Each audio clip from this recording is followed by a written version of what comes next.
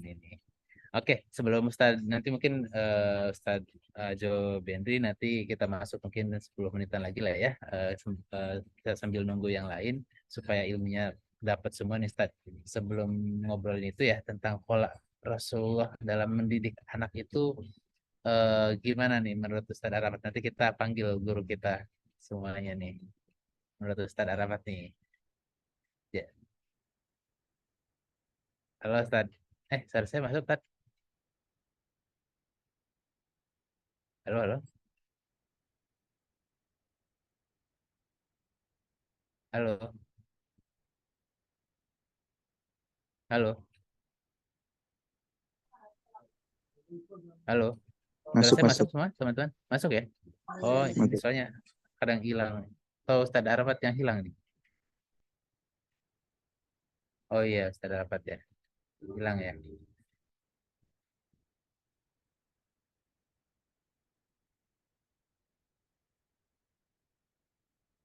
Oke. Ini baru mau masuk lagi, Ustadz. Hilang nih, Ustadz Arafat. Ya, cek Halo. kebentalan nih. Oke. Oh, kebentar ya. Nah, Iya. ini sering banget Ya udah mental masuk nih, lagi. nggak tahu nih.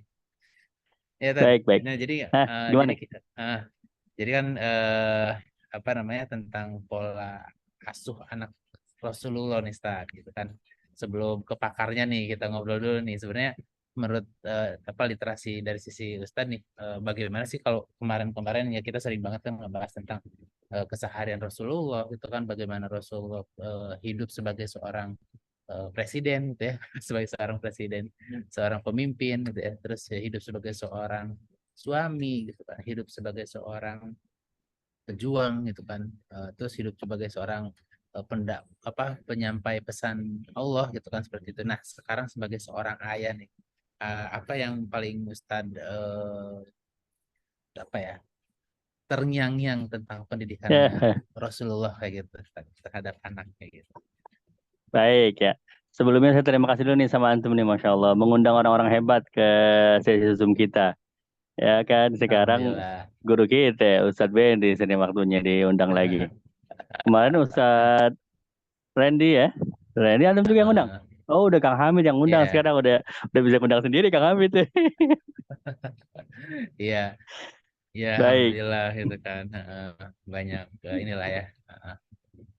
jadi Siap, Tad. saya pernah dapat cerita langsung. Nah, ini ceritanya by lisan ya dari guru saya waktu itu tahun berapa berarti ya saya ngaji Bushra Karim sama Allah yarham ya almarhum Al Habib Naufal Al-Kaf. Beliau itu belajar di Mekah sama Zaid Muhammad Maliki.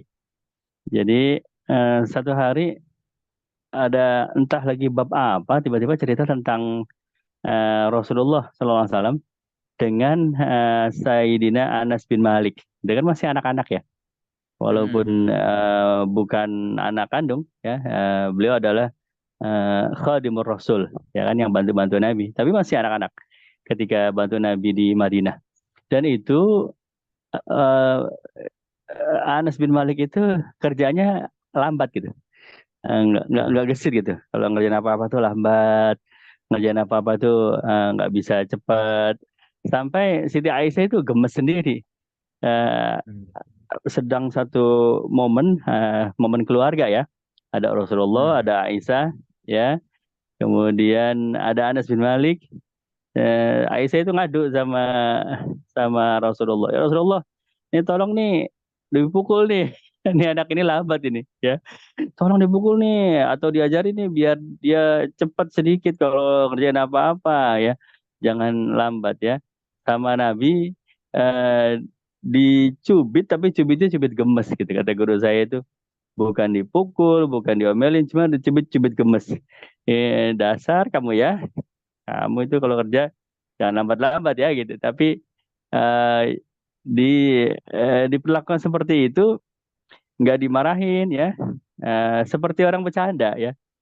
Nah, jadi orang lain sudah gemes, sudah pengen marah-marah, Rasulullah SAW justru tidak pernah marah ya, dan beliau mengatakan memang eh, selama 10 tahun saya berada di samping Rasulullah SAW tidak pernah satu hari pun Nabi marah kepada saya atau Nabi melarang saya jangan berbuat ini, jangan berbuat itu, atau kamu harusnya begini, kamu harus begitu, itu nggak pernah. Masya Allah. Jadi itu saya cerita membekas banget ketika guru saya cerita begitu sambil ketawa juga sih, cerita lucu ya. Artinya, oh ternyata nggak ada marahnya Nabi itu Sallallahu Alaihi Wasallam ya. Marah itu nggak ada dalam kamusnya Nabi dalam konteks keluarga ya, kepada anak, kepada istri ya. Itu kalau marah dalam menegakkan kalimat Allah ya pada musuh-musuhnya Allah baru marah ya. Jadi salah satunya itu sifat penyayangnya Nabi ya. Jadi bil mu'minina raufur rahim, apalagi kepada keluarga ya, kepada orang-orang mukmin. Nabi itu rauf, rahim ya, apalagi kepada keluarga gitu. Ya, itu paling ngebekas gitu. Siap, siap, siap. Siap deh, karena memang Ustad apa namanya Ustad Ajo Benri ini sebenarnya lagi kurang ini ya, kurang sehat dan segala macam nih. Kayaknya kita langsung ini aja kali ya supaya bisa langsung. Halo, Oh, assalamualaikum Ustad, pakarnya ya Ustad betul. Benri. Langsung ke pakarnya nih. Kita konfirmasi nih apa yang dibilang Ustad Arafat ini. Assalamualaikum Ustad Benri. Langsung ketahuan amatirnya saya di depan beliau nih. Assalamualaikum Ustad, Ustad Benri. Kita sampai jam ini ya Ustaz ya, nanti sampai jam 9 kurang lah, nanti habis itu tanya jawab, bentar habis itu kita tutup. Mungkin Nah, baik. eh Ustaz Benri belum ini ya, belum bisa masuk ya. Assalamualaikum Ustaz, kalau di sini udah ada sih. Sebentar Mas Yang, Sandy, sebentar mohon izin. oh siap, siap, siap, santai, santai.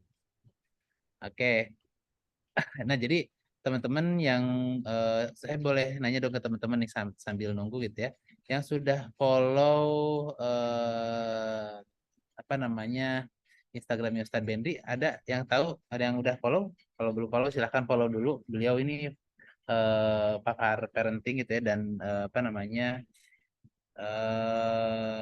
parenting sama keluarga kayak gitu seperti itu, dan banyak banget murid-murid beliau termasuk saya juga, termasuk ya banyak lah ya teman-teman saya gitu. Udah ada ya, udah tahu ya, udah kenal ya. Nah, silakan follow Instagramnya. Beliau juga founder dari Fatherman. Fatherman itu yang di Telegram juga ada. Nanti saya kirim nih ini ya, apa namanya link Telegramnya.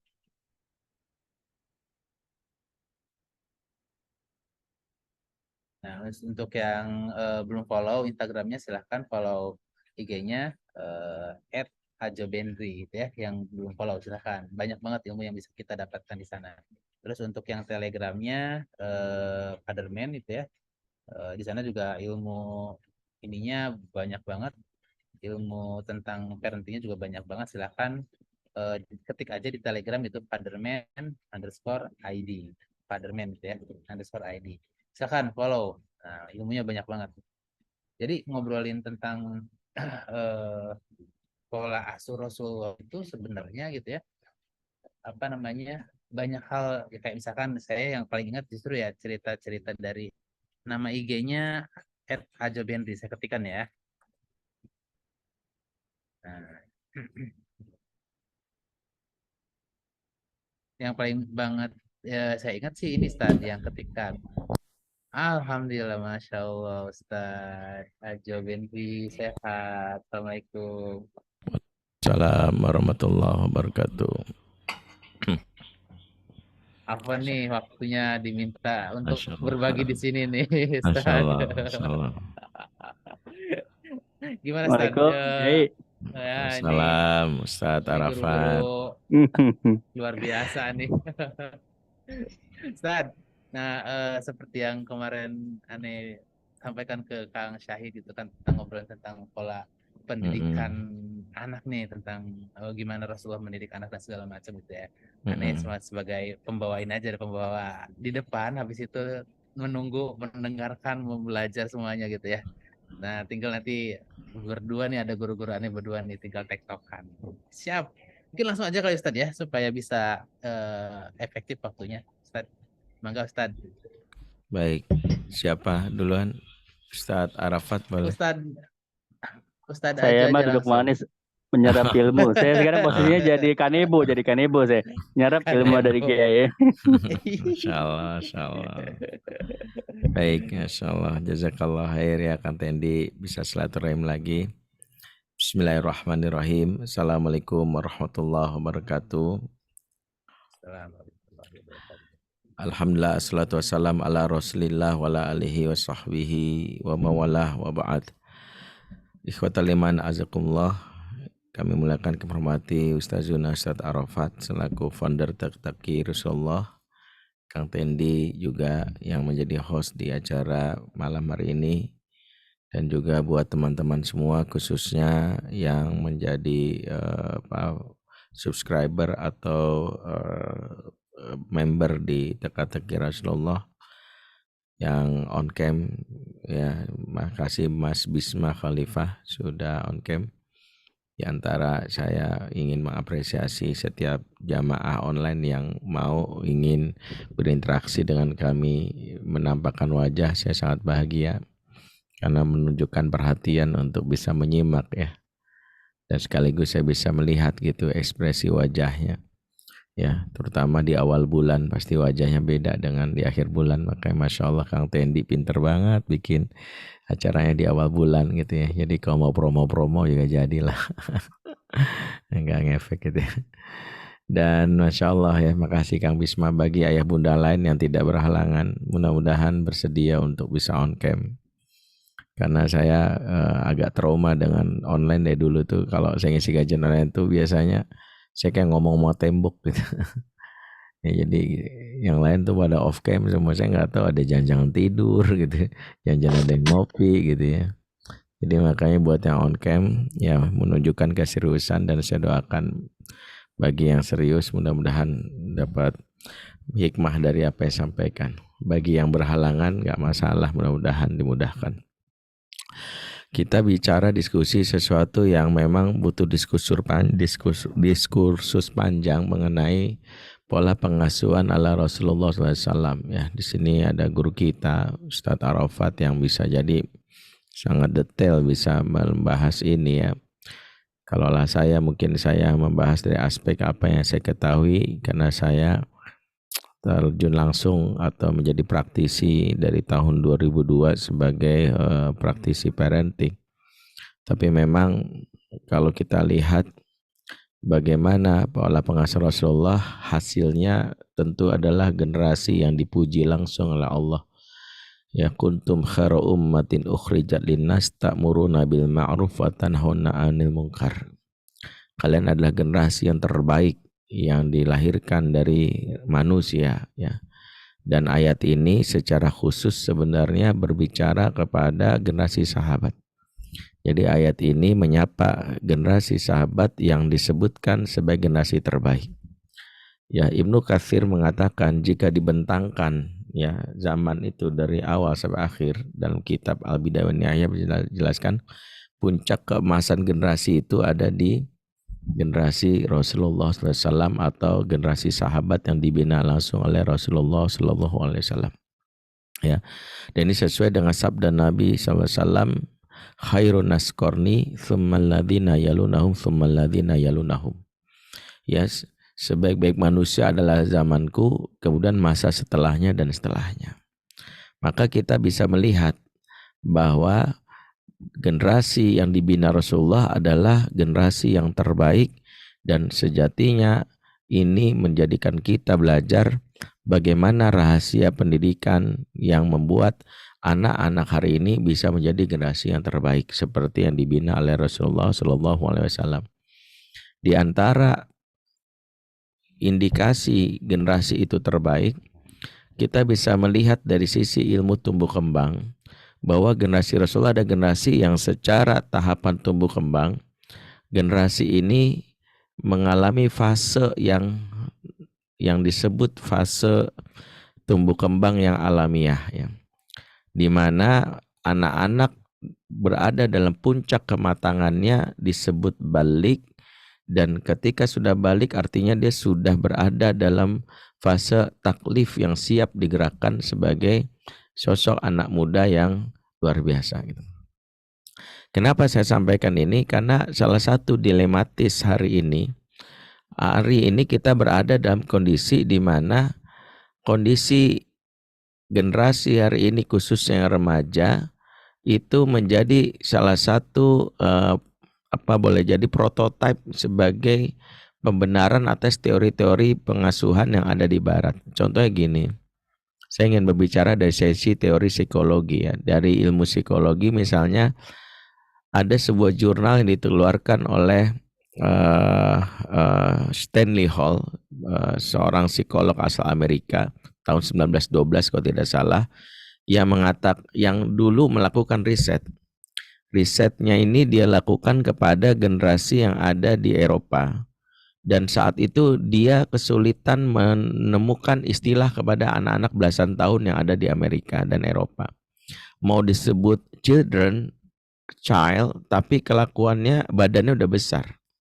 Ya, tapi disebut adult alias dewasa, tapi kelakuannya kayak bocah gitu.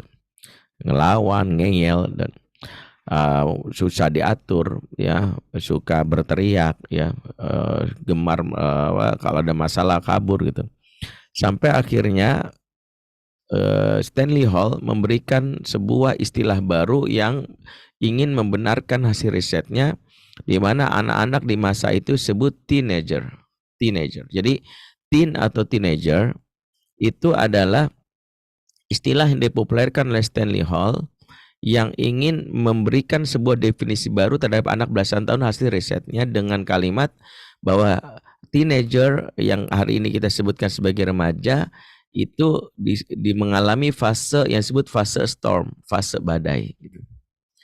Apa maksud dari kalimat yang disampaikan oleh Stanley Hall ini? Stanley Hall seolah-olah ingin mengatakan begini, bahwa setiap manusia akan mengalami fase badai, di mana di fase itu dilalui saat dia berusia remaja. Dan fase badai itu diindikasikan dengan beberapa hal. Satu, suka melawan, ngeyel, mencari jati diri, dalam pengertian adalah ikut-ikutan, kemudian suka pacaran dan macam-macamnya. Nah, Stanley Hall dengan jurnalnya mengatakan hasil risetnya ini sesuatu yang alamiah, sehingga disebar ke beberapa pelosok negeri Indonesia termasuk di negara-negara Arab, termasuk negara-negara Islam, sebagai pembenaran kalau anak kita mengalami kondisi yang disebutkan oleh Stanley Hall tadi. Duh, anak saya kenapa susah diatur ya, kenapa sih anak saya suka pacaran, kenapa sih anak saya kalau ada masalah tuh kabur, kenapa sih anak saya suka teriak-teriak. Maka mendapatkan legalisasi pembenaran dengan kalimat wajar. Namanya juga anak remaja gitu. Wajar. Namanya juga anak remaja gitu. Anak remaja memang gitu, Bu. Ya. Dan ini bahayanya. Kenapa bahaya? Ketika kita tanpa sadar membenarkan hal ini, secara prinsip syariat kita bertentangan gitu. Makanya Dr. Khalid Ahmad Ashantud dan kitab Tarbiyatus Syababul Muslimil Aba wa Du'at mengatakan begini.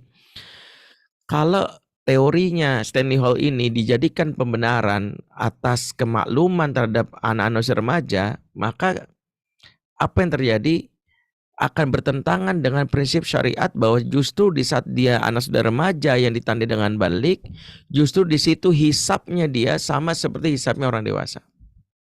Ada pembedaan sama orang tuanya. Kalau dia mati, misalnya anak itu meninggal, maka hisapnya sama ketika malaikat bertanya, man robuka, siapa Tuhanmu? Gak mungkin dia jawab moto aja, moto banget ya, digampar gitu. Gak mungkin kemudian malaikat bilang gini, maklum remaja begitu. Madinuka, kamu nanya, kamu bertanya-tanya, ditempeleng. Gak mungkin malaikat bilang namanya juga remaja. Nah, ini yang kontra. Makanya kalau ada yang bilang bahwa maklum remaja, maka akuilah. Disitulah Dr. Khalid Ahmad Ashantud mengatakan justru penelitian dari Stanley Hall menunjukkan bahwa ketika anak kita mirip seperti yang dia teliti, sesungguhnya kita salah dalam role model. Kita salah asuh gitu. Kita salah asuh. Justru itu menyingkap bobroknya pendidikan ala barat Yang itulah yang membuat kita akhirnya mengalami kondisi anak saya begitu ya, karena ngikuti barat. Kenapa? Karena kata Dr. Khalid Ahmad Syatut, riset ini gagalnya adalah dan diteliti mengapa dia nggak rusak. Karena riset ini sampelnya salah, mengambil contoh generasi dengan populasi yang banyak di Eropa dan di Amerika. Coba kalau generasi ini digeser sedikit risetnya ke anak-anak di Gaza katakanlah hari ini, atau anak-anak di Turki di masa Khilafah Utsmaniyah, atau mundur ke belakang di generasi sahabat, nggak ada ceritanya anak sahabat yang di umur-umur yang disebutkan teenager itu perilakunya seperti yang disebutkan maklum. Justru di umur itu mereka menunjukkan asyabab yang dimaknai sebagai asyubba. Syubba itu artinya jilatan api yang menunjukkan berkobarnya hamasah dan potensi yang luar biasa dari mereka. Makanya Dr. Khalid Ahmad Syatut mengatakan inilah justru masa remaja adalah masa potensi al-quwah, masa puncaknya al-quwah, asyabab, di mana ada 3 potensi yang justru muncul jika kita maksimalkan. 1, kuwatul akliyah, potensi akal. Kedua, kuwatul hamasah, potensi semangat kuda. Kuwatul jismiyah, potensi fisik. Maka kita lihat contoh sederhana ketika misalnya Ali bin Abi Thalib gitu, 10 tahun ya. Kebayang Ali bin Thalib 10 tahun dia sudah siap menjadi tamengnya Rasulullah SAW. Ya. Sudah siap menjadi tameng di umur yang 10 tahun yang pada saat berkenalan dengan Islam dia sudah siap, bahkan ketika diomeli Abu Jahal, kenapa kamu masuk Islam tidak izin dulu sama bapakmu? Apa kata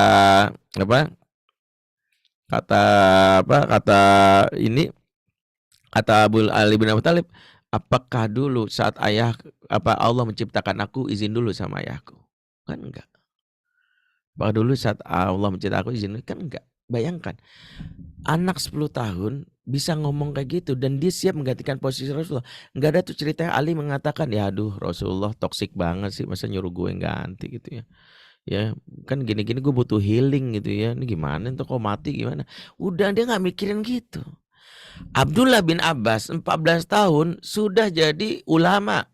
Satu di antara ulama abadillah yang digelari ulama, di mana dia umur 14 tahun sudah mampu memberi fatwa, bahkan bisa berdialog dengan kaum Khawarij yang akhirnya diislamkan sebanyak 2000 orang. Bahkan Dr. Yusuf Qaradawi ada kitab Fiqhul Aulawiyat memberikan sebuah contoh betapa cerdasnya seorang Abdullah bin Abbas yang mampu memberikan memberikan fatwa yang sangat unik atas pertanyaan yang sama. Kan diceritakan ada seorang kakek tua nanya gini sama Abdullah bin Abbas, wahai Ibnu Abbas, apa hukumnya mencium istri di siang hari Ramadan? Kemudian jawab oleh Abdullah bin Abbas, ya jais, tafadhol, silakan, boleh gitu. Kemudian ada seorang anak muda nanya, wahai Ibnu Abbas, apa hukumnya mencium istri di siang hari Ramadan? Maka Abdullah bin Abbas mengatakan mamnu', haram, dilarang, nggak boleh gitu. Kawannya yang mendampingi dia sepanjang hari mengatakan, wahai Ibnu Abbas, kenapa fatwa kamu berbeda sekali? Yang pertama kamu bolehkan, kamu haramkan. Kok bisa sebuah fatwa bisa berubah? Apa kata Ibnu Abbas? Setiap orang bertanya, perhatikan kondisinya. Kakek yang pertama itu yang nanya kakek-kakek. Dia nanya apa hukum mencium istri sama namanya kakek-kakek. Nyium istri udah khalas. Dia nggak minta lagi, mau ngapain lagi kakek-kakek cium istri. Dia nggak pikir udahlah. Ya udah, itu udah batas maksimal kepuasan asmaranya, dia udah dicium gitu ya. Udah selesai gitu. Yang kedua bertanya namanya anak muda, baru cium istrinya siang hari Ramadan. Kebayang. Kalau saya bolehkan, dia menambah lagi namanya anak muda, baru nikah kemarin misalnya. Pasti dia akan melanggar dan dia nggak bisa kontrol syahwatnya, malah bahaya. Satu saya dibolehkan, satu dia larang. Cerdasnya lebih Abbas. Berapa tahun umurnya? 14. Usama bin Zaid yang disebut Ibnu Hibbi Rasulullah mampu menjadi panglima di umur kapan? Umur 17. 17 tahun itu sudah jadi panglima perang yang diutus yang untuk menggantikan Khalid bin Walid. Bayangkan anak umur sekarang umur 17 tahun itu jadi apa? Paling banter jadi pemimpin upacara bendera. Itu juga petantang-petenteng udah kaya baru pulang dari medan jihad gitu ya, habis mengangkat bendera nih, ya Allah gitu. Dan itu luar biasa. Tapi beda dong Usama bin Zaid. Belasan tahun yang disebutkan itu adalah contoh dari beberapa generasi yang terbaik yang ada di zaman Rasulullah. Dan itu adalah contoh betapa generasi sahabat belasan tahun bukan usia yang sia-sia. Belum lagi generasi yang lain. Maka kalau hari ini ada sebuah kalimat yang mengatakan bahwa ya anak saya tuh ya gimana Ustadz ya maklum ya Ustadz, namanya juga remaja kan, kadang-kadang ngeselin, anak saya tuh suka ngelawan ya, namanya juga remaja. Maka jangan berdalih terhadap apa yang sejatinya justru buruk di mata Allah. Apa? Akui saja kita salah asuh, akui aja. Karena sejatinya justru ketika anak sudah dihisap, sudah harusnya dia sudah menjadi pribadi yang siap menjadi seorang mukallaf, harusnya. Tapi kalau dia justru di umur ini sholatnya malah berantakan, masih diingatkan, ya kebayangkan generasi sahabat itu di antara buku produktifnya betapa mereka menjadi generasi terbaik. Mereka punya inisiatif beramal sampai-sampai bertanya sama Rasul, itu pertanyaan yang menunjukkan kualitas mereka. Tahu pertanyaan mereka? Mereka ketemu Rasul gini, ya Rasulullah, ayul a'mal afdal ya Rasulullah. Ya Rasulullah, amalan apa yang paling utama ya Rasulullah? Ya Rasulullah, ayul a'mal ahabbu ilallah. Ya Rasulullah, amalan apa yang paling dicintai oleh Allah? Jadi pertanyaan mereka ini menarik. Mereka nggak nanya seperti generasi hari ini yang nanya, ya, Ustadz, ada amalan paling ringan ada nggak? Tapi langsung masuk surga gitu. Ya, kan kita anak-anak remaja kita nyari yang paling ringan. Makanya kalau Ramadan survei dulu masjid mana yang paling cepet tarawehnya kan gitu. Ya, biasanya mereka mikir nih kalau bisa ada yang rokaat Muhammadiyah gerakan NU kan gitu ya, gitu yang mereka carikan gitu ya. Ya. Makanya begitu datang masjid ya, begitu imamnya baru datang gitu, begitu dengar imamnya impor dari Saudi udah lemes tuh. Ya dari Saudi imamnya impor nggak mungkin ya. Pasti udah gelisah tuh. Apalagi ketika imam baca alif begitu waladhdallin amin gitu. Dia dalam hati biasa request tuh kulhu. Begitu imam baca alif, ya alif lam mim ditandain tuh masjid. Besok mau datang lagi, enggak. Ya, paling dia bikin yang namanya artikel ya 7 masjid daerah Cirebon yang tidak layak dikunjungi gitu. Nomor 7 kalian akan tercengang gitu ya. Nah, kesimpulannya adalah kenapa mereka. Nah, itulah perbedaannya. Kalau generasi sahabat beda. Sampai-sampai ketika Rasul bilang, ketika mereka bertanya, ayul amal afdal Rasulullah, amalan apa yang paling utama Rasulullah? Maka Rasulullah mengatakan apa? Jihad fisabilillah. Maka sahabat yang muda, yang tua, mereka berlomba-lomba itu. Sahabat yang muda, ada nama Khadij. Ya saya lupa binnya siapa. Khadij itu sampai untuk dia diterima dalam barisan jihad, dia jalannya bahasanya apa ya? Bahasa orang Betawi jingke gitu, berjingkit gitu. Jadi berjingkit gitu. Supaya tingginya dia seperti tinggi sahabat yang lain gitu. Jadi sengaja supaya tingginya berjingkit, namanya jingke ya kalau istilah kita ya. Jadi jinjit ya. Jadi sampai dia jinjit gitu ya, sampai seperti itu. Kenapa dia jinjit? Karena dia ingin bisa diterima. Begitu Rasulullah lihat cara larinya kok aneh gitu. Katanya ini orang aneh nih cara lari. Karena kan jinjitnya nggak ketahuan, kenapa? Kan ditutup sama gamis. Gamisnya kan panjang, sehingga dia bisa jinjit gitu. Sehingga ketahuan. Makanya ini aneh nih. Sampai akhirnya oh ya dia ternyata seorang anak masih bocah belum umur, maka disuruh pulang. Ya termasuk Zaid bin Sabit yang disuruh pulang ya sampai nangis ya, mengadu kepada ibunya Nawar binti Malik. Ya ketika Rasul mengatakan irji ala ummik, pulang kamu ke ibumu gitu. Ya Rasulullah saya ingin jihad, lah pulang, sampai dia nangis. Rasul ya nggak boleh, dilarang oleh Rasulullah wahai ummi gitu. Ditanya sama uminya, kenapa? Karena Rasulullah mengatakan aku belum cukup umur gitu ya. Ya, aku pengen jihad umi. Dan uminya juga seorang wanita luar biasa mengatakan jika Rasulullah melarang kamu berjihad dengan pedang, maka berjihadlah dengan pena. Ya, maka diajarkan baca dan tulis disuruh hafal Quran ya. Sampai disebutkan dalam sebuah riwayat bagaimana Zaid bin Sabit itu menghafal Quran yang pada saat itu Quran baru turun sekitar 17 juz kurang lebih, dan beliau menghafal Quran 17 juz ya 17 surat yang panjang itu ya, yang mungkin kalau dihitung sekitar ya 5 juz, Dan beliau menghafal Quran 5 juz itu hanya dalam waktu 2 hari. 2 hari. 5 juz 2 hari, kebayangkan. Luar biasa.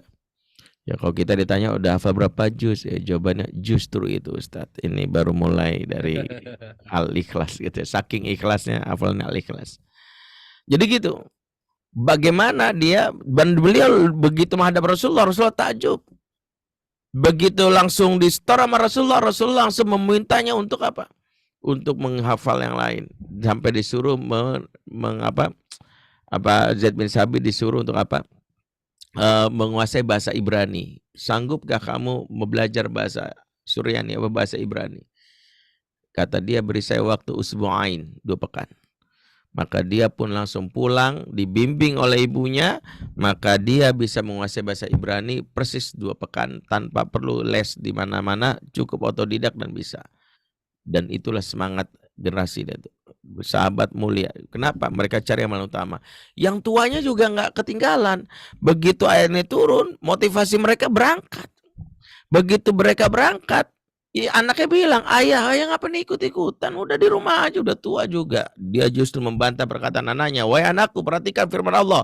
Infiru khifafa wa thiqala. Berangkatlah kamu di saat khifaf dan thiqal. Kamu tahu mananya? Khifaf adalah saat masih muda seperti engkau. Thiqal masa berat saat kami sudah tua. Makanya ayat ini untuk aku dan untuk kamu. Jadi dia langsung berangkat. Apa yang ingin saya sampaikan?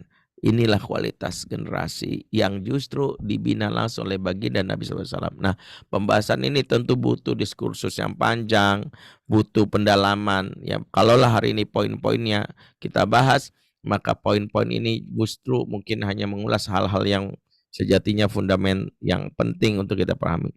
Tapi setidaknya kita tahu bahwa generasi para sahabat ada generasi yang usia tumbuh kembang psikisnya lebih dulu muncul sebelum usia biologis. Jadi saya itu mengkaji beberapa literatur.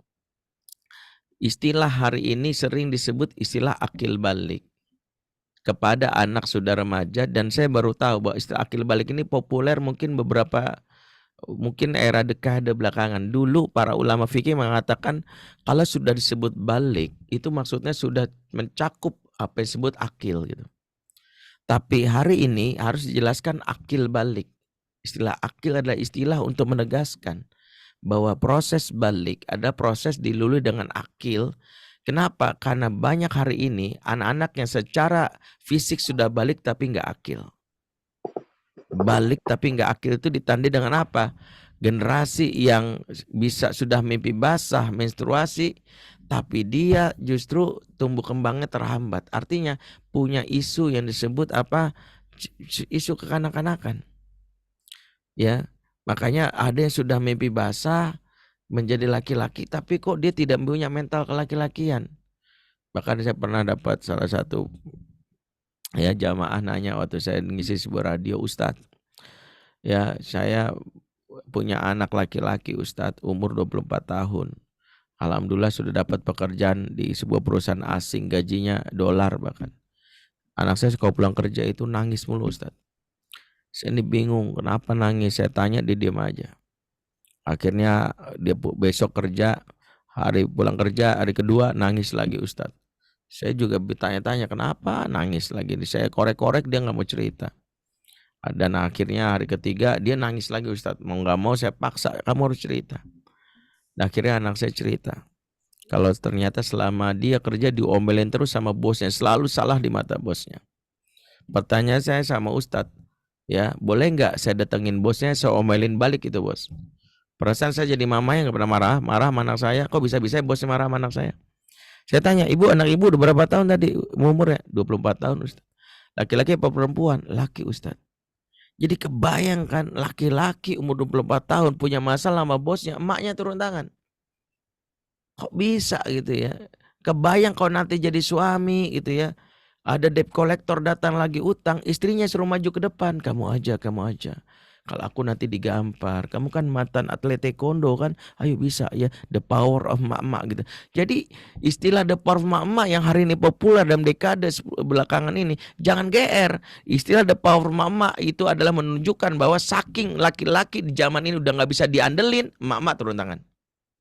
Itu menunjukkan sindiran buat laki-laki. Ente gak bisa diandelin laki-laki, emak-emak harus turun tangan gitu. Dan itu menunjukkan gagalnya pengasuhan. Karena di zaman Rasulullah justru laki-laki yang maju ke depan. Laki-laki maju ke depan. Gitu ya. Maka berarti apa? Generasi sahabat dibina untuk apa? Akil baru balik. Dan akil adalah kematangan psikis dari kematangan akal. Dan baru di puncaknya dia baru mengalami itu. Makanya di generasi sahabat itu ketika mengartikan, Imam Nawawi ketika memahami hadis ya masyar syabab man istata'a minkum al-ba'ah falyatazawwaj. Wahai anak muda, jika kamu sudah al-ba'ah, menikahlah. Kata al-ba'ah dalam hadis ini itu sederhana maknanya menurut pengertian para ulama, artinya maknanya berjima, mampu berjima. Sederhana gitu. Jadi dulu kriteria seorang menikah itu sederhana. Jika kamu mampu berjima, menikahlah gitu. Kamu mampu berjima, menikahlah. Artinya dulu nggak ribet-ribet kalau kamu sudah punya uang. Kenapa dulu kriteria mampu berjima? Karena para sahabat mereka sudah matang secara akal tanggung jawab. Sehingga tidak nunggu pengesahan lewat proses namanya mimpi basah. Sehingga mereka sudah nunggu kapan saya mimpi basah, kapan saya mimpi basah. Maka dari riwayat satu sahabat kalau nggak salah nama Umar bin Abi Salamah, mimpi basah pertama besoknya nikah gitu, bayangkan. Ya, mimpi basah pertama besok nikah gitu, bayangkan itu. Kalau sekarang ada ikhwan gitu udah mimpi basah sampai kuyup belum nikah juga gitu ya, itu bahaya. Bingung juga kenapa gitu. Walaupun mungkin dia ngambil mazhabnya Imam Hambali, ya, Imam Ahmad bin Hambal tuh pernah ditanya, saya akan menikah ya. Beliau kan menikah umur 40 tahun kalau nggak salah. Saya ditanya, mengapa engkau menikah umur 40 tahun? Karena saya akan menikah jika sudah hafal Quran dan hafal 1 juta hadis. Maka saya husnuzon kalau ada ikhwan yang belum nikah-nikah, mungkin hafalannya baru 200.000 hadis. Ya, kita doain tinggal nambah 800.000 lagi gitu. Amin, ya Allah. Gitu ya. Kita husnuzon aja gitu ya, walaupun nyesek. Intinya adalah dulu patokan menikah itu adalah yang penting udah mimpi basah. Makanya kalau ada orang yang dengki sama Islam, yang punya penyakit akan mengatakan Rasulullah pedofil nikahin Aisyah. Di antara penjelasan para ulama, selain juga faktor bahwa itu adalah tradisi, faktor bahwa Aisyah harus mengalami fase hidup dari awal kepada Rasul, dan Aisyah cerdas. Tapi harus kita pahami adalah jangan bandingkan Aisyah yang 9 tahun dengan Aisyah 9 tahun di zaman sekarang. Karena pola asuhnya berbeda. Aisyah 9 tahun ya walaupun masih bermain, tapi dia sudah hafal ratusan hadis pada saat bersama Rasulullah. Ya sudah mengerti tentang masalah bab fikih, masih muda. Sementara wanita zaman sekarang 9 tahun ya, paling di depan kaca lagi nyanyi Cikini Gondang Dia, itu doang dia bisa lagu. Jadi kita tahu bahwa itu adalah sebuah PR gitu. Jadi mengapa perbedaan bukan masalah umur, tapi masalah bagaimana kualitas. Nah itulah mengapa generasi sahabat kita tahu adalah generasi terbaik. Nah pertanyaan Ustadz, ya, nah ini baru pengantar ya, masuk kita ke intinya. Terus gimana polanya Ustaz? Bisa seperti itu. Yang pertama adalah mulai dari pola dari bagaimana gambaran manusia terbaik itu. Yang disebutkan di dalam surat Ibrahim ayat 24. Dimulai dari situlah kita tahu bahwa inilah harapannya pendidikan dalam Islam dan itulah generasi maksud. Allah katakan, alam taro kaifa daraballahu mathalan kalimatan thayyibah kasyajaratin thayyibah asluha tsabit wa faruha fis sama. Tidakkah engkau melihat perumpamaan dari kalimat thayyibah? Kasyajaratin thayyibah, seperti pohon yang baik. Kalimat thayyibah di ayat ini maknanya adalah tauhid. Dia adalah akidah yang kokoh. Dia diibaratkan pohon yang baik. Apa ciri pohon yang baik? Asluha tsabit, akar menghujam, mengakar, wa faruha fis sama, dan dahan menjulang. Akar menghujam. Istilah kita mengakar. Istilah yang populer sebenarnya radikal. Cuman kalau saya ngomong radikal, ntar tukang bakso lewat sini bahaya. Radikal itu disalahgunakan maknanya. Pak, radikal itu makna menunjukkan tauhid yang benar. Karena akar dalam bahasa Latin itu radix. Sesuatu yang mengakar disebut radikal. Iman yang benar itu seperti itu, harus radikal. Di mana makna radikal itu adalah akarnya kokoh, tidak mudah goyang, sehingga diiming-imingi nggak akan tumbang, didorong-dorong, diancam, diintimidasi nggak akan tumbang. Makna radikal adalah kokoh tegak berdiri karena akarnya yang menghujam, sehingga pribadi yang kokoh, tidak mudah digoyang, tidak mudah diiming-imingi, tidak mudah diintimidasi, tidak mudah diancam, itu pribadi yang mengakar. Bahasa kita tuh radikal. Sebenarnya begitu. Cuma ini bahaya kalau disampaikan di forum-forum resmi, apalagi kalau dihadiri dari pihak yang terkait, ya, tahulah ya. Ya, bahaya, makanya kita nyebutnya mengakar. Pada mengakar disebut. Padahal makna yang benar itu radikal, ya. Misalnya di sepanjang jalan di Jakarta, Jalan Raya Bogor misalnya, pas begitu angin hujan, angin kencang, ada hujan lebat, pohonnya itu yang kokoh berdiri, yang lain pada tumbang, ada pohon yang tegak berdiri, boleh kita sebut nih pohon radikal. Itu sebenarnya. Nah, pohon radikal tuh buktinya nggak tumbang, boleh nggak tumbang. Nah, iman itu yang disebutkan dalam surat Ibrahim 24, itulah pola asuh pertama yang mutlak dan pembeda dengan pola asuh yang lain. Iman itulah yang disebutkan sebagai dasar basic yang membuat pertama adalah para sahabat memiliki yang izzah, dan inilah pembeda generasi sekarang dengan generasi hari ini. Izzah adalah bentuk dari sebuah kemuliaan yang didatangkan langsung kepada generasi sahabat, di mana Allah memuliakan mereka bukan karena mereka kuat, bukan karena mereka memiliki jabatan, tapi karena mereka dimuliakan karena iman. Makanya beda dan hari ini yang anak-anak muda selalu dikatakan, anak saya alhamdulillah PD, Ustaz. Saya bilang PD itu bukan pola pendidikan Islam. Karena PD itu harus dimulai dengan PA. PA itu apa? Percaya Allah. Karena di PD tanpa PA itu menjadikan anak kita Fir'aun. Coba. Fir'aun itu dengan PD-nya mengatakan, wa ana rabbukumul a'la. Saya ini Tuhanmu yang paling tinggi. Saya ini Tuhanmu yang paling tinggi. Coba lihat. Bagaimana Fir'aun menyebut dia pertama tinggi. Pede nggak? Pede lah. Orang dia bisa ngaku Tuhan aja pede. Tuhan paling tinggi berarti pede tinggi, luar biasa dia. Tapi di sisi Allah dia hina. Maka kalau anak kita diajarkan pede tanpa PA, akhirnya tak satu. Yang pertama, dia bisa jadi sombong. Yang kedua, bisa jadi menjadi pribadi yang disebut pede sebenarnya adalah ganjen. Contoh, anak perempuan misalnya, dia menganggap diri pede, padahal bisa jadi bukan pede. Ada, maaf ya, ada 7 anak laki-laki nongkrong di pos ronda, dia datang. Hey guys, boleh gabung gak guys? Lu udah punya cowok belum? Lu boleh gak mau jadi cowok gue semua? Mau guys, nih cowok ganteng ini mau jadi pas gue. Balu guys, apa komentar dari audiens? Wih pede banget. No, itu bukan pede, itu ganjen. Itu genit.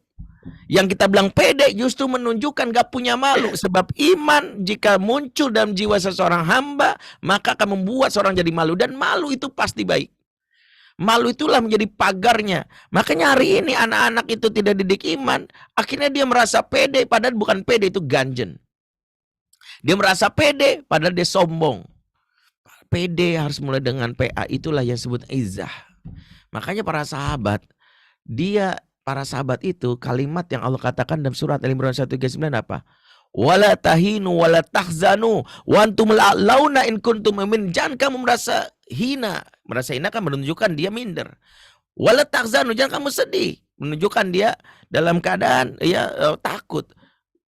Wa antum ta'launa in kuntum mu'minin.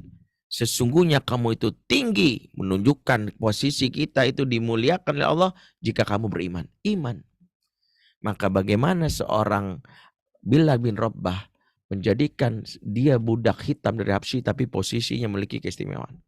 Dia budak hitam. Allah tidak pandang budaknya, tapi posisinya ketika beriman. Maka itulah menjadi dasar para sahabat itu memiliki kekuatan.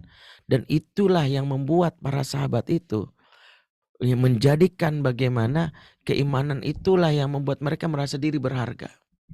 Karena itulah yang memaksa diri mereka untuk mengalahkan rasa takut meskipun sendiri. Karena keimanan mengkoneksikan diri kepada pemilik alam raya sehingga tidak penting lagi backinganmu siapa. Karena jika backinganmu jenderal, taipan, pengusaha kaya apapun itu temporary. Engkau akan menjadi pemberani hanya dalam tempo 5 tahun karena bergantinya rezim engkau akan makin khawatir. Kan begitu. 5 tahun, wah mumpung nih dia berkuasa. Dia merasa percaya diri. Dia ngomong apa aja nggak usah khawatir, tenang aja, ada backingan. Orang kayak gini, dia masa keberaniannya cuma 5 tahunan. Karena dia berpikir kalau udah ganti ininya, maka dia cemas tuh menjelang pergantian kepemimpinan. Kira-kira nih dia bisa, dia mencelat ke sosok yang berpeluang menang. Kenapa? Karena untuk menjaga backingan. Orang kayak gini kan capek.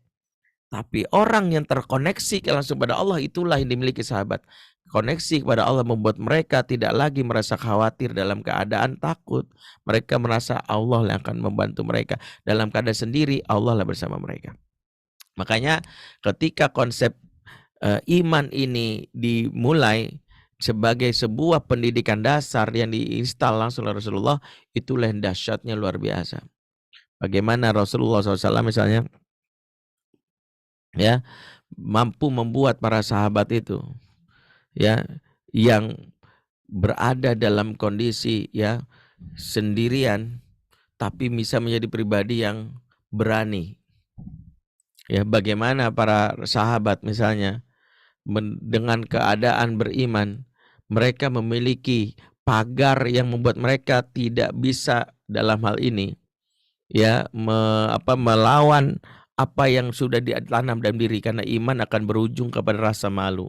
Contoh sederhana adalah istri Nabi SAW yang namanya Ummul Mukminin Aisyah. Jadi Aisyah itu ketika Rasulullah wafat, Rasulullah dikubur di samping kamarnya. Ya, diceritakan, kan kita tahu bagi yang pernah umroh pasti tahu bahwa di samping Raudhah itu adalah kamarnya Aisyah, sekaligus di sampingnya lagi ada makam baginda Nabi SAW. Di samping makam Nabi setelah dikubur, pada saat Abu Bakar wafat ayahnya dikuburlah di samping kamar di samping Rasulullah. Jadi Aisyah tidur di samping kuburan. Nah, coba akhwat mana yang hari ini bawa tidur di samping kuburan gitu. Menunjukkan kualitas Aisyah aja luar biasa. Satu kuburan ayahnya, satu kuburan suaminya. Suatu hari pada saat Umar bin Khattab menjabat jadi khalifah, beliau berkata, "Wahai Ummul Mukminin, sekiranya aku wafat, bolehkah aku dikubur di samping dua orang yang aku cintai, yaitu ayahmu dan suamimu?"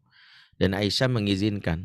Singkatnya, akhirnya Umar bin Khattab Al-Faruq ya dibunuh oleh Abu Lu'lu' Al-Majusi pada saat ba'da perang subuh, dalam keadaan di mana ya beliau ditusuk di bagian ya perutnya sampai bagian di atas kemaluan itu robek ya, sampai beliau pingsan.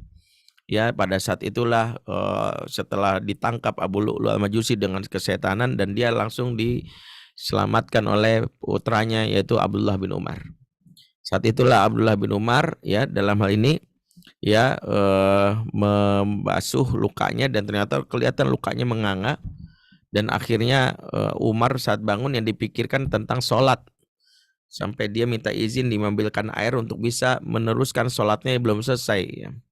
Dan tak lama memang karena ada racun, sebagai menyebutkan ada racun di bagian pisau yang dimiliki Abu Lu'lu, akhirnya beliau wafat. Singkatnya akhirnya beliau sebagaimana yang diminta dikubur di samping jenazahnya Aisyah, jenazah Rasulullah dan jenazah Abu Bakar. Berarti Aisyah di kamarnya ada Rasulullah, ada Abu Bakar, ada Umar. Apa kata Aisyah?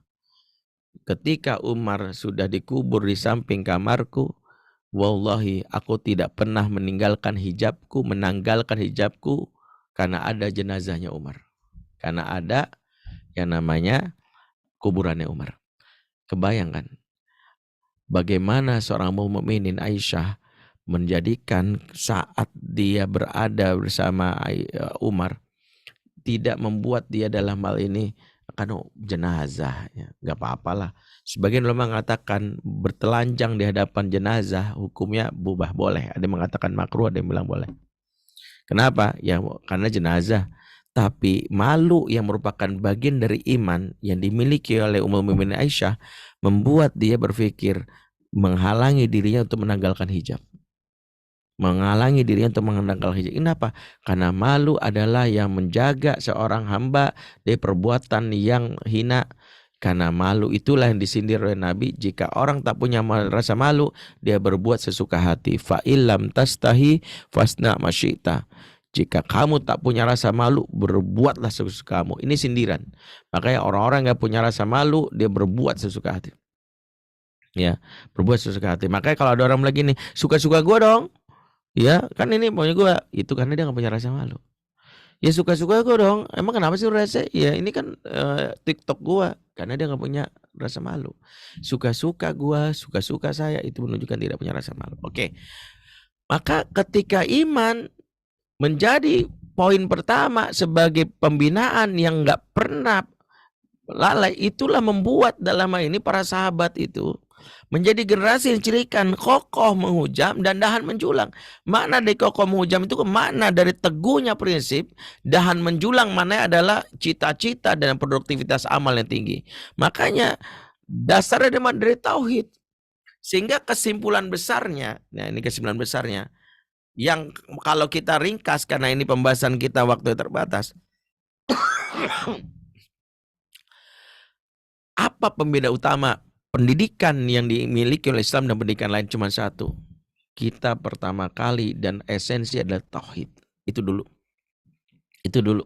Yang lain nanti belakangan. Yang lain mungkin ada mirip-mirip, tapi itu dulu. Tidak ada kamu temui di Hindu. Tidak akan kamu temukan di Jepang. Ada orang bilang gini, Ustadz kemarin ke Jepang ya? Iya. Ustadz tuh pelajari Ustadz pola pendidikan anak Jepang. Anak di Jepang itu Ustadz. Kebayangkan Ustadz ya. Tertib. Ustadz lihat nggak? Rapi. Dia mantri. Dia ini. Rapi. Saya tuh kagum anak Jepang. Ya. Tapi ketahuilah saya bilang. Jepang itu punya isu yang terkait dengan masalah bagaimana menyikapi hidup. Karena anak-anak Jepang siap mati tapi tidak siap hidup. Itu perbedaannya. Mereka siap mati tapi nggak siap hidup. Kenapa? Angka bunuh diri Jepang tinggi. 2 kakak beradik, 1 terima kuliah, 1 enggak, bunuh diri. 2 mahasiswa lulus dari kampus yang sama, 1 kerja, 1 nganggur, bunuh diri. Mereka siap mati tapi nggak siap hidup. Sementara Muslim nggak begitu. Bagaimana mereka siap hidup? Makanya mereka tidak pernah flight tapi fight. Tapi mereka juga siap mati. Siap mati. Artinya iskariman au mutsyahidan. Hidup mulia atau mati syahid. Jadi tidak ada yang rugi. Kalaupun hidup yang mulia, hidup penuh izzah. Makanya konsep inilah yang gak ada di agama lain. Gak ada di pola pendidikan lain. Pola pendidikan Islam merujuk kepada satu tauhid. Karena ketika dengan tauhid itu, maka itulah yang membereskan. Meskipun anakmu sendiri, dia tidak memiliki yang namanya sifat munafik. Karena di antara efek tauhid itu adalah menjadikan seorang itu berakhlak. Dan ingat, akhlak beda dengan etika. Akhlak itu ada unsur kata khaliq. Khaliq itu artinya Allah sang pencipta. Menunjukkan akhlak itu erat kaitannya dengan khaliq, dengan Allah. Sehingga akhlak itu beda dengan etika. Apa bedanya? Kalau etika itu unsurnya humanity, humanitas. Makanya temporary. Kalau akhlak unsurnya sabit karena ada unsur keimanan. Sehingga ketika seorang itu beriman, pasti ujungnya berakhlak. Makanya hadis tentang iman selalu dibuka dengan akhlak. Lihat kitab Syu'abul Iman, ditulis oleh Imam Baihaqi, 70 atau 60-an lebih merangkum tentang bagaimana iman dan akhlak. Contoh, man kana yu'minu billahi wal yaumil akhir falyakul khairan aw liyasmut. Siapa yang beriman kepada Allah dan akhir, berkata yang baik atau diam. Diam dan berkata yang baik itu adalah bukan karena kita pengen nyalek. Ya, tapi karena keimanan, bukan karena kita bakal menjadi pencitraan, bukan. Man kana yu'minu billahi wal yawmil akhir falyukim jarahu. Barang siapa beriman kepada Allah dan akhir, muliakan tetangga. Muliakan tetangga bukan karena mengambil manfaat. Kebetulan tetangga saya wali kota. Bila tetangga saya, jadi berpikirnya gitu, enggak. Berpikirnya adalah mau tetangga kamu wali kota atau enggak, dia harus dimuliakan. Kenapa? Karena iman. Maka itulah membedakan akhlak. Akhlak itu murni karena kendali Allah, sehingga dalam keadaan sendiri atau bersama-sama tetap sama. Itu yang membuat kokoh. Berbeda dengan etika. Kalau etika itu nggak ada contoh. Saya ingin nggak bilang merendahkan ya. Contoh gini, pramugari senyum kan, senyum. Melayani, malam Pak, apa yang bisa kami bantu? Perjalanan panjang misalnya ke Turki 10 jam. Bapak butuh selimut? Iya, boleh nggak? Habis itu terima kasih. Mbak, boleh nggak minta air minum hangat, saya agak dingin? Oh, silakan gitu. Betapa dia senyum, dia ramah, melayani saat berada di pesawat. Coba begitu pesawat landing sampai di bandara, di terminal sekian. Kita turun, begitu kita ketemu pramugari yang sama di bandara, boleh nggak kita bilang, Mbak, boleh minta air minum lagi nggak, Mbak? Dia bilang, enak aja lo, Mbak, boleh dong Bang, segelas doang, ambilin dong Mbak, ambilin. Nggak mau dia. Maaf Mas, maka ingat, orang beriman, melayani, berakhlak karena Allah. Orang yang tidak beriman, beretika karena SOP. Itu berbeda. Makanya itu yang membuat para sahabat, mereka itu akhlaknya kokoh sendiri. Dan itu yang kisahkan dalam Al-Quran. Kisahkan dalam Al-Quran. Jadi kalau ditanya pola penguasaan Rasulullah, ini baru satu isu yang kita bahas ya. Kalau isunya panjang, sekali lagi ini diskursus yang akan pernah selesai. Karena sepanjang Rasulullah kita mendapatkan tarbiyah langsung Rasulullah. Tapi kita dapat pembeda yang paling utama ada tauhid. Makanya di masanya Jundub bin Junadah, sahabat yang nama tenarnya Abu Zar Al-Ghifari, beliau mengkritik generasi tabi'in dengan kritikan yang dianggap sebagian orang remeh, tapi itu menunjukkan akan beda kualitasnya. Tahu nggak kritikannya? Jadi di zaman tabi'in itu kan hafal Qur'annya Masya Allah 7 tahun hafal Qur'an, 10 tahun hafal Qur'an. Tapi ada yang salah dalam pola pendidikan yang itu menunjukkan ada yang nanti beda kualitasnya. Tahu apa kata Jundub mengkritik tabi'in? Ta'alamnal iman qabla an nata'alamal Qur'an. Wa nata'alamal Qur'an fazdatna bihi imanan. Wa antumul yaum tu'alimunal Qur'an qabla al-iman. Kami dulu belajar iman sebelum belajar Al-Quran. Pada saat kami belajar Al-Quran, iman kami bertambah. Wa antumul yaum, sementara kalian hari ini lebih dulu belajar Quran sebelum belajar iman. Kebayangkan di masa tabi'in aja dikritik oleh Jundub. Apa kata Syekh Al-Utsaimin? Athar atau riwayat ini tidak membenturkan antara iman dan Quran soalnya berbenturan.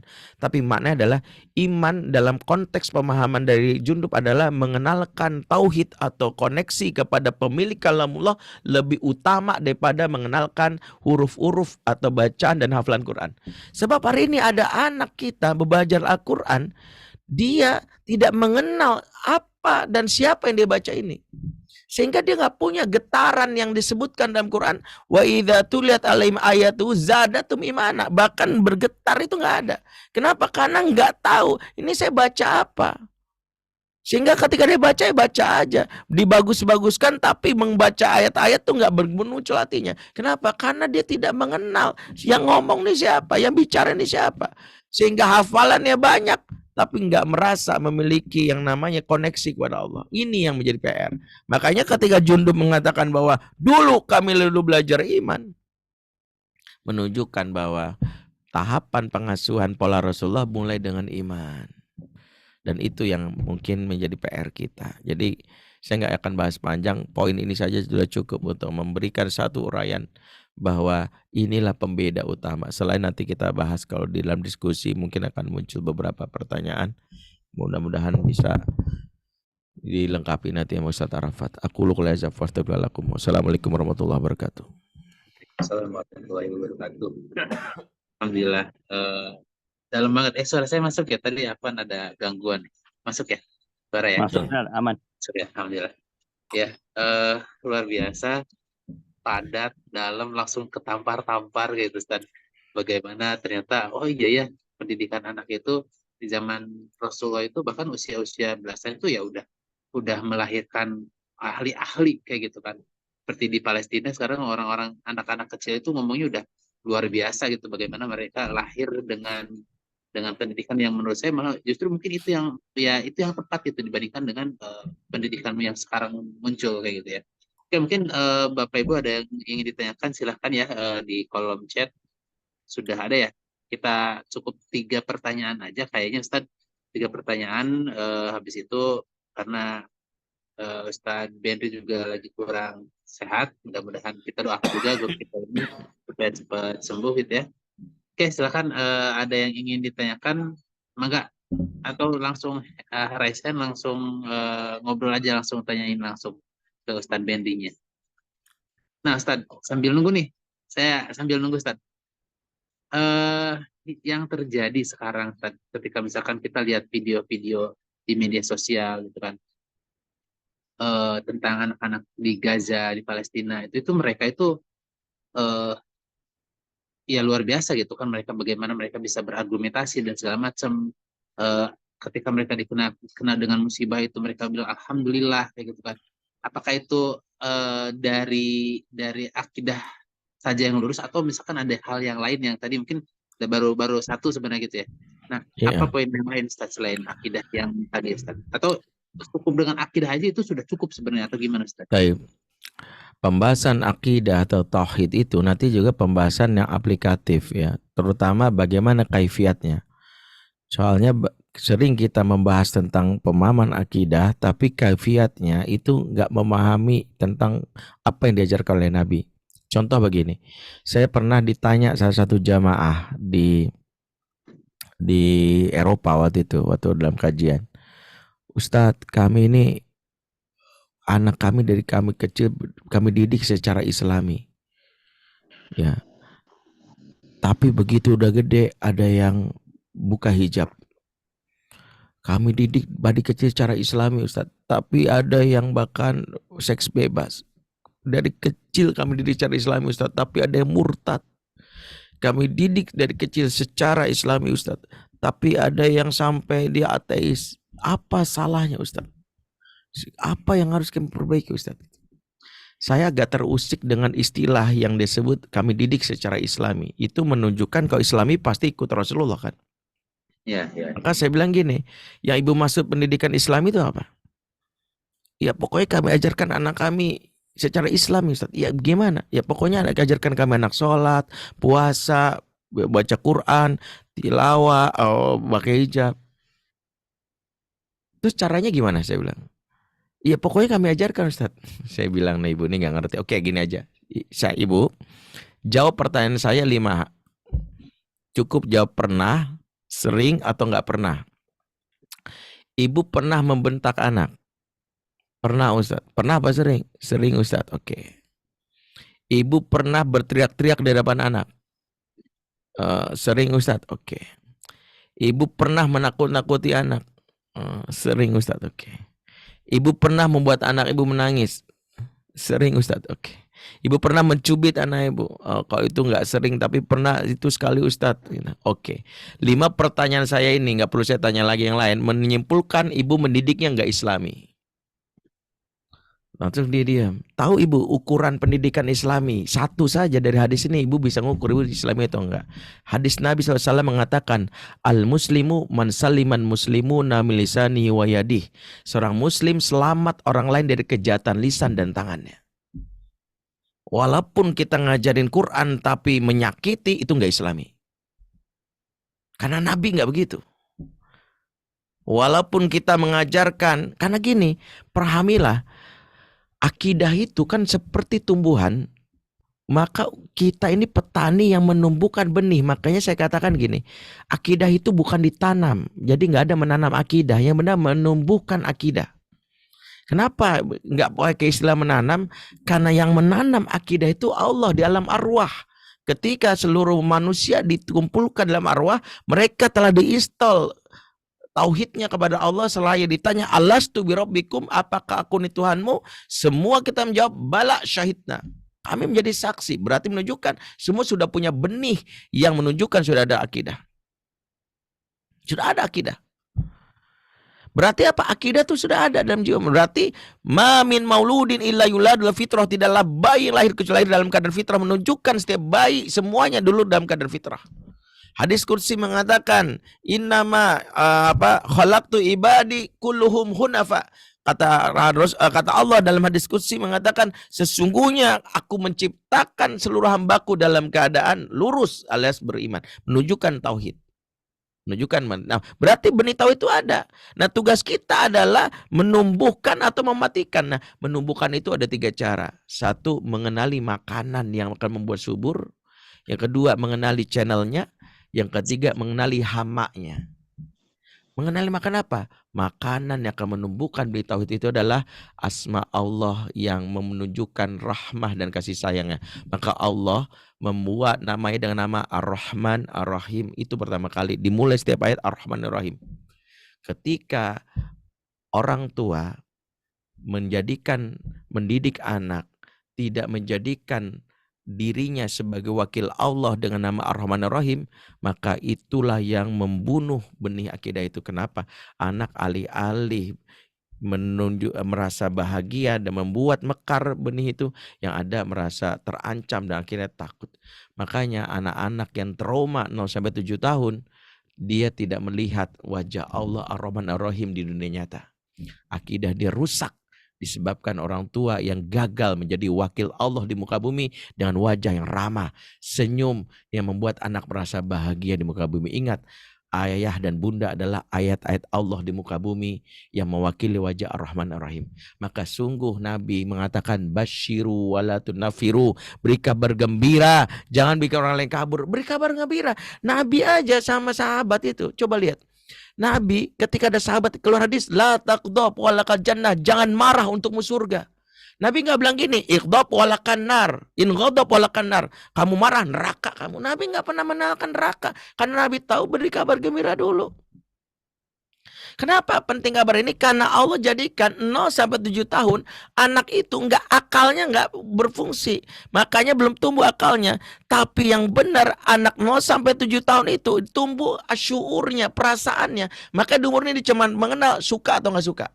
Makanya kalau cara mengenalkan Islam membuat dia takut, dia akan lari, dan itu disebutkan di dalam surat Al-Imran 159, lau kunta fazzan ghalizal qalbi lan faddu min hawlik. Kalau kamu bersikap keras dan kasar, niscaya mereka kabur dari kamu. Jadi mengajarkan tauhid itu juga ada kaifiat. Di antara apa?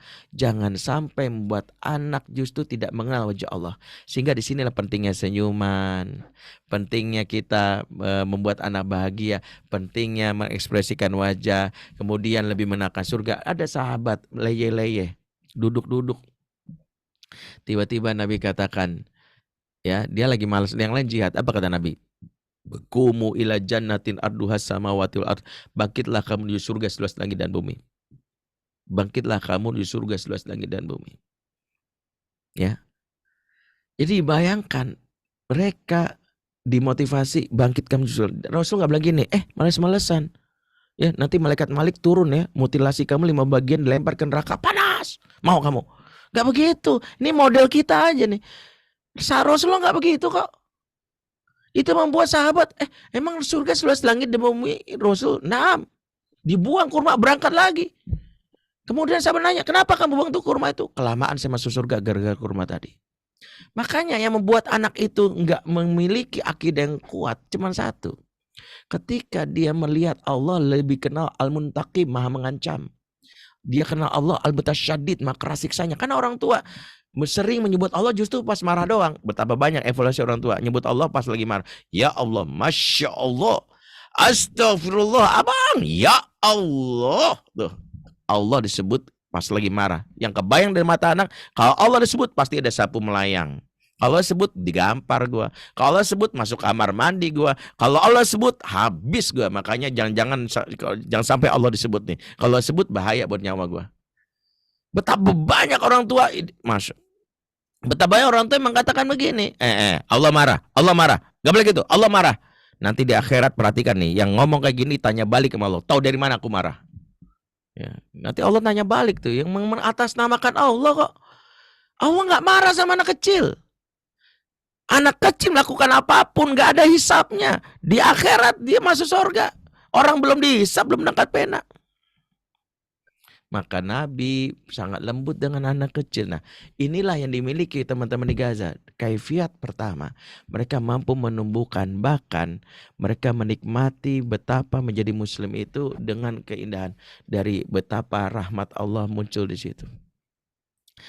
Lihat deh anak-anak di Gaza, ekspresi mereka menunjukkan ekspresi mereka bukan ekspresi tertekan. Mereka bersenyum bahagia, itu menandakan nggak pernah trauma karena punya orang tua yang selalu mengatakan kasih sayang. Orang tua yang memeluk mereka. Lihat, jangan ada yang bertanya gini, saya lihat kok perempuan di anak-anak Palestina kok nggak pakai hijab ya?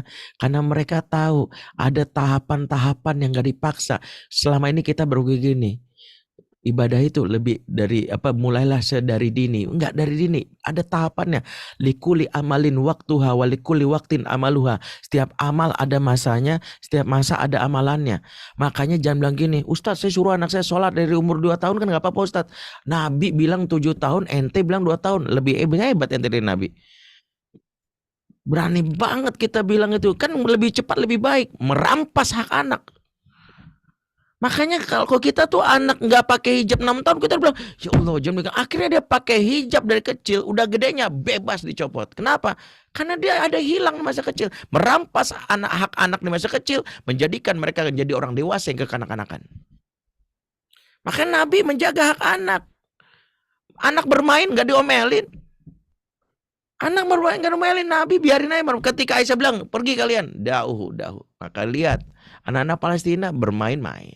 Main mereka yang belum balik, mereka nggak pakai hijab, nggak ada yang komentar ini gimana sih nggak Islami, karena mereka ngerti bahwa Islam itu punya tahapan, punya nggak langsung instan, langsung dijebretin hafal Quran, nggak begitu. Mereka tahu caranya, dan itu yang kenapa itu yang muncul. Kalau kita mau belajar dari Nabi, kita akan dapatin generasi terbaik. Wallahu a'lam. Luar biasa. Oke, selanjutnya banyak pertanyaan. Nanti berarti saya pilihkan aja ya yang ini, yang ada yang nanya kayak gini. Kalau misalkan saya sudah terlanjur mendidik tidak Islami, nah bagaimana kita memperbaikinya, Ustaz? Sedangkan anak sudah mulai beranjak dewasa. Ini dari Mbak Sapitri. Taib. Tidak ada kata terlambat dalam pengasuhan. Itu dulu. Terlambat itu hanya untuk datang bulan dan gajian. Ya. Ingat ya. Sehingga batas terlambat itu adalah hatta ya'tiyakal yakin, sampai datang kematian. Jadi kalau enggak saya dulu yang mati, Anda yang mati. Maka itulah batasnya. Selagi masih ada usia, lakukan. Tinggal kita muhasabah diri. Satu, jika kita tahu ada yang disebut utang dan luka pengasuhan, apa yang selama ini kita tidak berikan kepada anak itu namanya utang pengasuhan. Dalilnya adalah hadis Nabi, inna lil waladika alaika haqqan, sesungguhnya anakmu punya hak atas dirimu. Bukan hanya ortu yang punya hak terhadap anak, anak pun punya hak terhadap ortu. Itu disebut utang. Maka ketika ortu tidak bisa memberikannya, dan karena kebodohannya, pertama istighfar kepada Allah. Karena sejatinya tertuduh pertama anak bermasalah adalah orang tuanya. Nabi sendiri mengatakan, ma min mauludin illa yuladul fitrah fa abawahu yuhawidanihi aw nasirani aw yumajisani. Kesimpulannya, Nabi katakan anak tuh awalnya bulannya baik. Setiap anak lahir dalam keadaan baik. Jadi nggak ada istilahnya nakal turunan, apalagi nakal tanjakan, nggak ada. Setiap anak aslinya baik sejak awal lahirkan. Nggak ada anak baru lahir langsung niat jadi bandar narkoba, tuh nggak ada. Anak yang baru lahir langsung niat cari gambar porno, tuh nggak ada. Tapi kenapa mereka rusak yang disimbolkan menjadi Yahudi, Nasrani, itu simbol ya. Karena menjadi Yahudi maknanya bukan berpindah jadi Yahudi. Kata Imam Asy-Syatibi, kalau maknanya berpindah jadi Yahudi, sampai kapanpun anak kita nggak akan jadi Yahudi. Kenapa? Karena Yahudi agama keturunan. Yahudi nggak buka pendaftaran.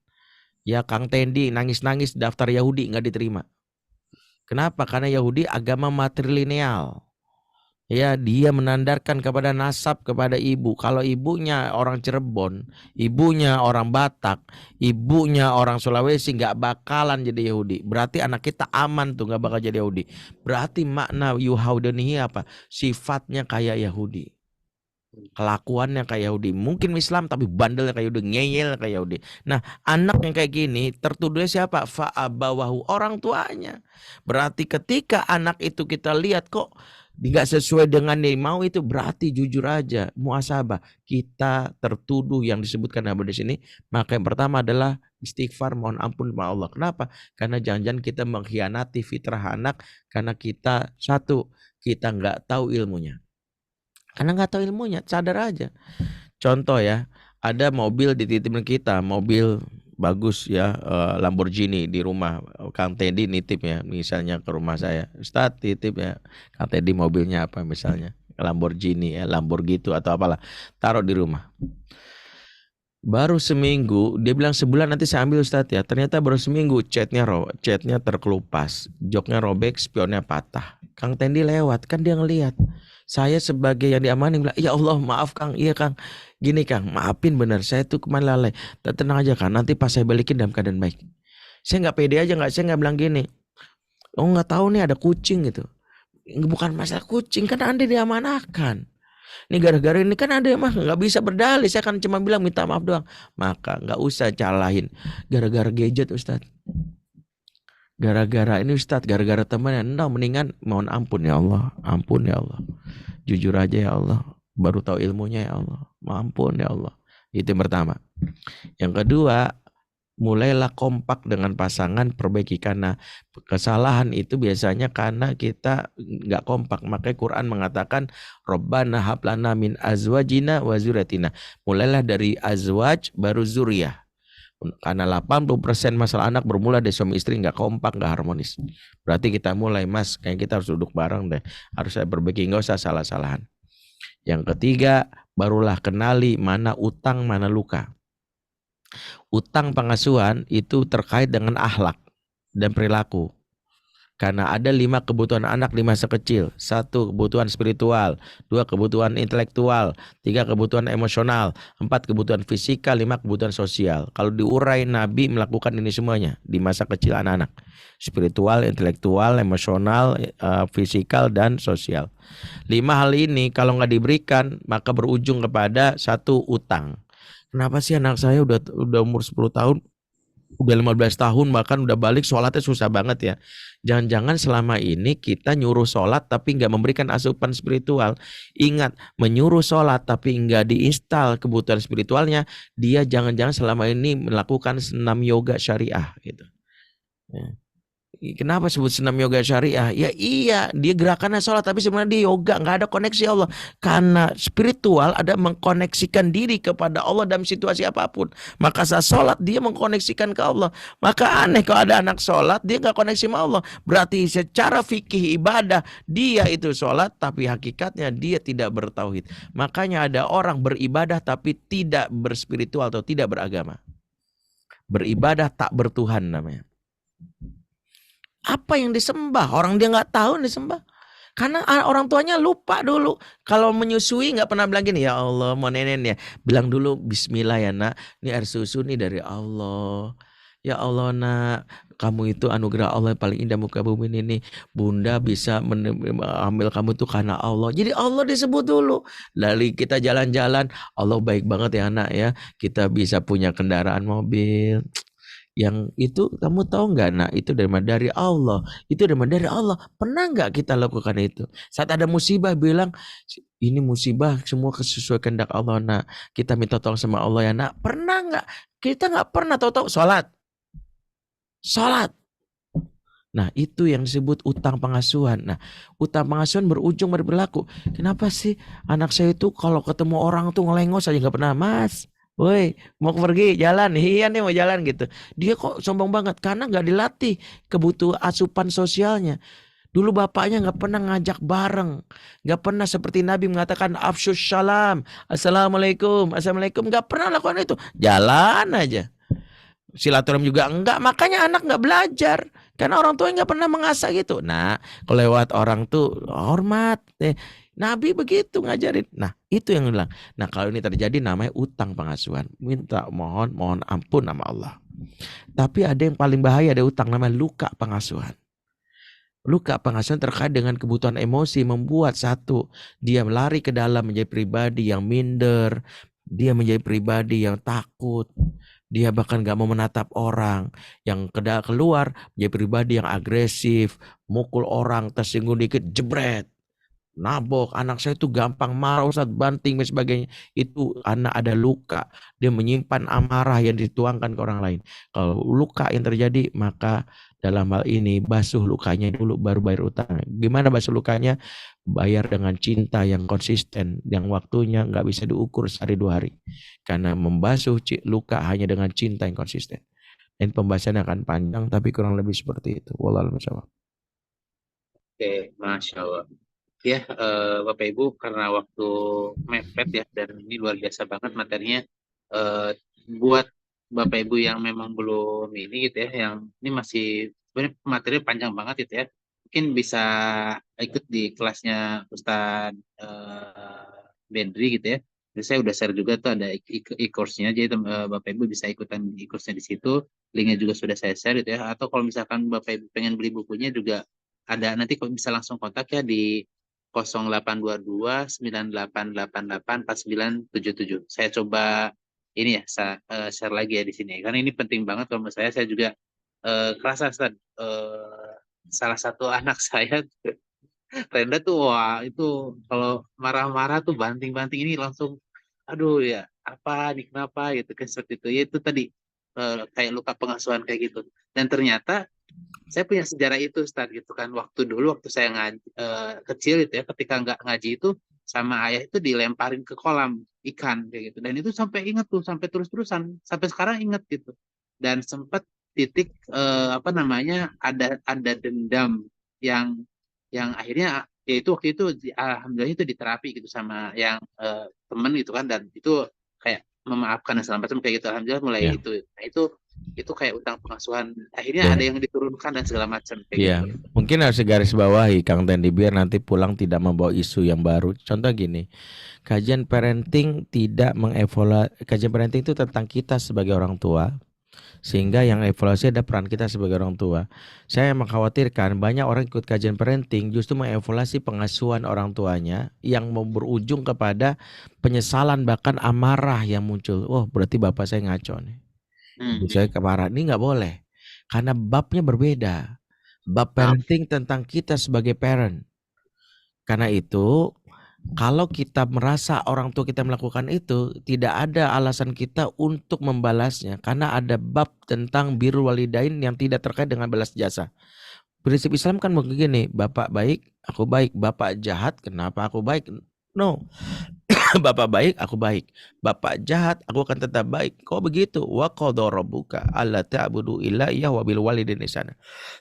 Tuhanmu telah mewajibkan. Dasarnya kewajiban.